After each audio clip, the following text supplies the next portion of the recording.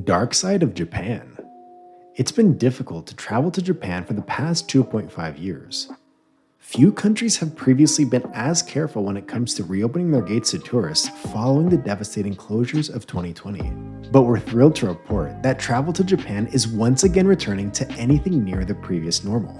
Travelers can feel very safe in Japan because there are few crimes and few thefts. There's a tendency to automatically head back to your hotel after the sun sets. But as the saying goes, neither this country nor the world is flawless. There is some gloom amongst the glittering, beautiful, bright lights.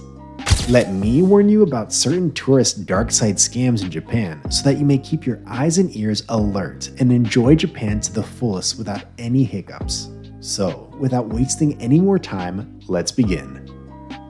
There will always be an exception to the norm, despite the nation's stellar reputation.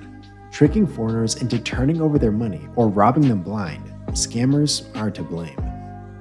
Many travelers to Japan experience the difficult to understand fake money scam. Japan's economy is mainly focused on cash, which contributes to the scam's popularity there.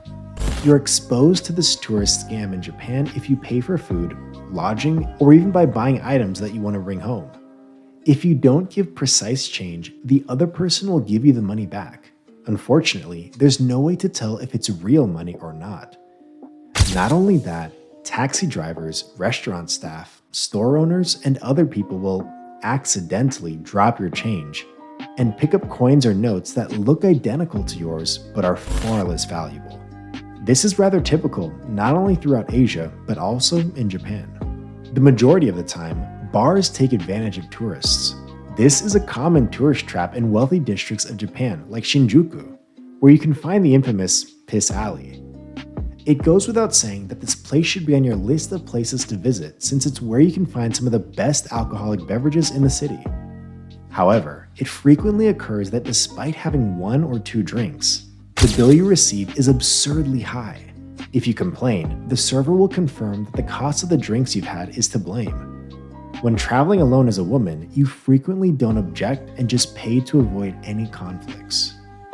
This is one tourist trap that you are constantly wary of as a solitary female traveler. Unfortunately, this is also not too far from the truth in Japan. In any country, even Japan, a lady drinking by herself always draws attention. To prevent falling victim to this Japanese tourist scam, make sure to watch as your drink is being prepared. Be especially cautious. Pickpockets aren't unheard of in Japan, despite the country's relatively low crime rate. This is common in crowded shopping districts, like Osaka's Dotonbori or Kyoto's Nishiki Market. Consider yourself strolling down the street when you notice something. You make the decision to investigate and are surprised. Now someone will have the perfect opportunity to steal from you. Keep your passport and other valuables in the bag's innermost compartments at all times and never leave it unzipped. Doing this can help you avoid falling victim to this tourist trap in Japan. Alternately, leave the real passport in the hotel safe and carry a copy instead for security. If you haven't offered money to a fake monk, does your trip to Japan even count? It's common to see people asking for money while dressed as Buddhist monks. They might even request contributions to a certain religious institution. They might also display a book with a list of donors' names to further establish their credibility. Be warned that the entire operation is a ruse, and Japanese police have even busted similar gangs. Don't make any donations of any type while you're in Japan. Get your questions about the homeless monks answered here. Japan is prone to natural disasters, as we all know. You might encounter these attractive, well-dressed individuals on crowded streets or in front of temples and shrines who will solicit donations under the guise of helping victims of a natural disaster. They even bring booklets to support their argument and speak flawless English. They appear to be nice and non-threatening, but most likely this is just another Japanese tourist scam. Another instance of this type is when well-dressed individuals solicit money under the guise of aiding Japanese orphan children.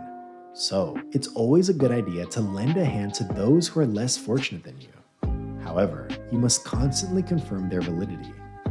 The Harajuku district of Tokyo is the main location of the Thai orphan scam. when kind individuals approach you and hand you a leaflet requesting donations for Thai orphans. The police are responsible for keeping you secure wherever you go.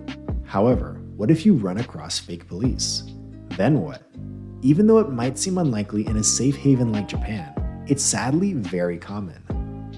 You can be approached by individuals wearing police gear who want to see your passport. They might even tell you that you're being detained for some reason. All of this is a setup to rob you or do something far worse.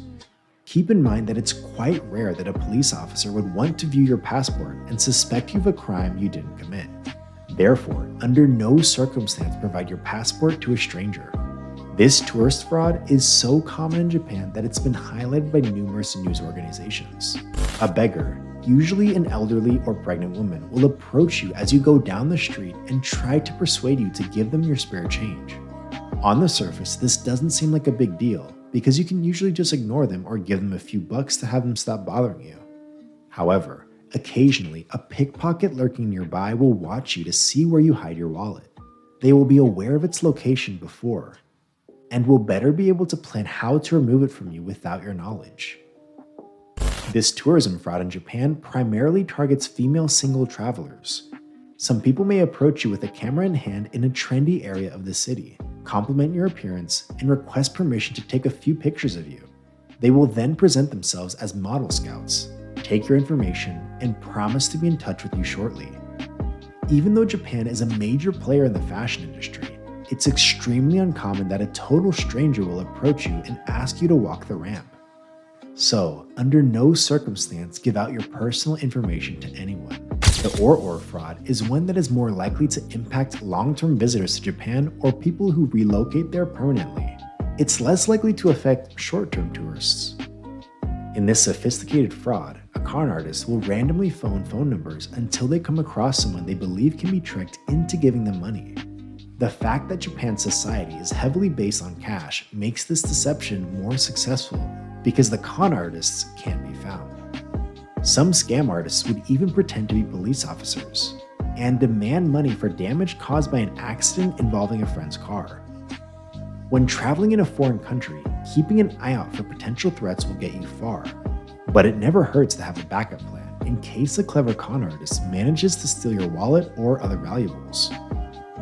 When someone approaches you in Japan, it's usually to aid you if they notice that you appear upset or to return a lost item.